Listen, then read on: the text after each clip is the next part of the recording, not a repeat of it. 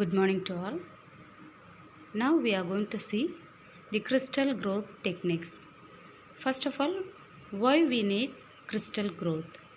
In case of research purpose, based on the properties of solids, we can classify the materials into metals, semiconductors, insulators, superconductors, protein crystals and so on. In case of applications, uniform properties on microscopic level, we need the devices like electronics, optics and mechanics. For these devices, we supposed to know the properties. For that, we have to know the crystal structures. So, we have to prepare crystal by crystal growth techniques. What is crystal growth? It involves a variety of research fields ranging from surface physics, crystallography, and material science to condensed matter physics. It has been studied extensively more than 100 years. Crystal growth still plays an important role in both theoretical and experimental research fields as well as in case of applications. For example, the growth ideal high temperature superconductors crystals has become a dominant subject both for testing of superconductor theories and physical properties. From the recent discoveries in high temperature superconductors and C60, which brought the Nobel Prize to the pioneer researchers in this field.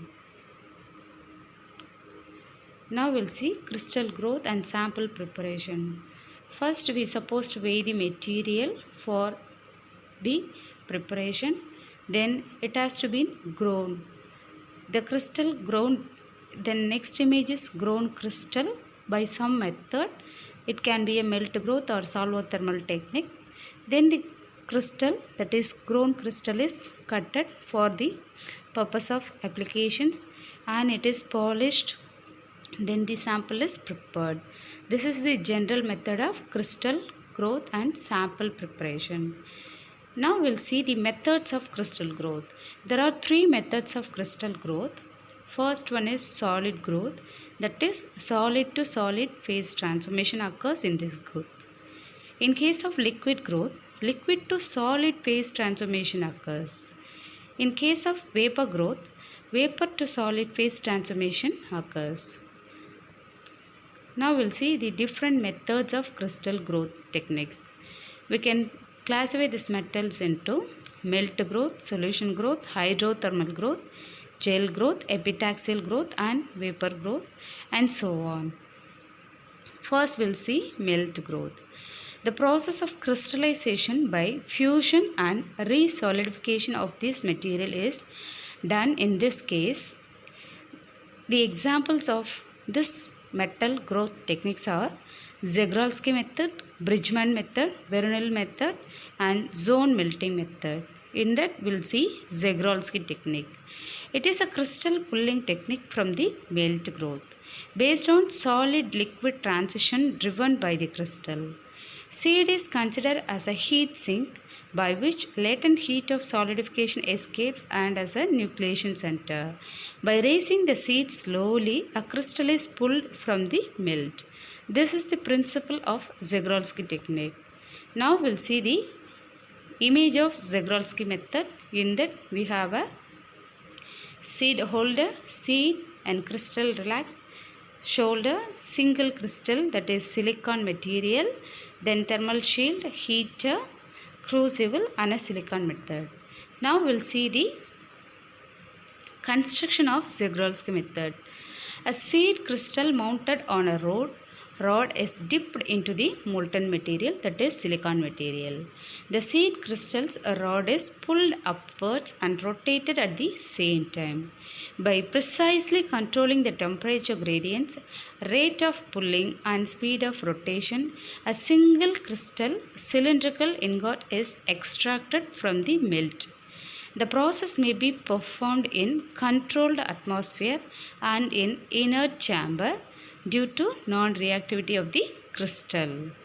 The advantages of Zagorski method are growth from free surface. The crystals can be observed during the growth process, whether it is normal or any abnormality is occurring. Forced convention easy to impose the material. Large crystals can also be obtained by this Zagorski method. High crystalline perfection is achieved and good radial homogeneity is observed in this material. The limitations are high vapor pressure materials can be used. Liquid phase encapsulation is not easy. Possibility of contamination is quite normal and no reproductivity of the crystal shape. For example, we can see a silicon to silicon chip. This chip is prepared, this crystal is prepared by Zagorski method. That is a very big crystal also can be formulated by this method. Now we'll see some of the other crystals which are grown by using Zagorski method. That is bismuth silicon oxide, bismuth germanium silicon oxide, strontium tungsten oxide, strontium molybdenum oxide. Now we'll see bridgement technique. This method is also a melt growth method. That is, bridgement method is based on crystal growth from the melt. A temperature gradient furnace is gradually lowered and crystallization begins at the cooler end. This is the principle of bridgement method. The characteristics of bridgement method are: it involves controlled solidification of a stoichiometric melt of the material to be crystallized in a temperature gradient. It enables oriented solidification and melt passes through a temperature gradient. Crystallization occurs at the cooler end. Both methods benefit from seed crystals, predetermined orientation and controlled atmosphere. This is the regular picture of a bridgement method which is available in laboratories. This is the skeleton of bridgement method, and this is the construction and working of crystal is: the bridgement technique is a method of growing single crystal ingots.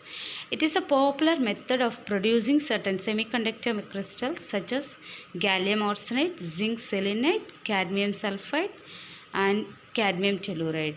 The method involves heating polycrystalline material in a container above its melting point and slowly cooling it from one end where a seed crystal is located.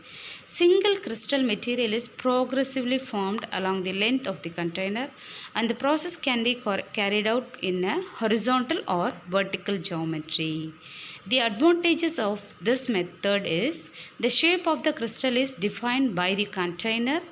There is no radial temperature gradients which are needed to control the crystal shape. Low thermal stress result in low level of stress-induced dislocations.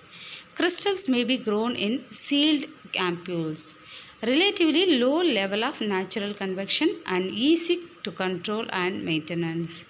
The drawbacks of this method is confined growth, difficult to observe while seeding and growing the process, changes in natural convection, and delicate crucible and seed preparation is needed. The applications of this method is: bridgement method is melts with violet constituents like third and fifth group compounds like gallium arsenide, indium phosphide, gallium antimony. That is second group and sixth group compounds cadmium telluride. It is also used to fabricate the ternary compounds like gallium indium arsenide, gallium indium antimony and so on. In this we have seen some of the crystal growth techniques by melt growth method. One is Zagorski method and other one is bridgement method. Thank you.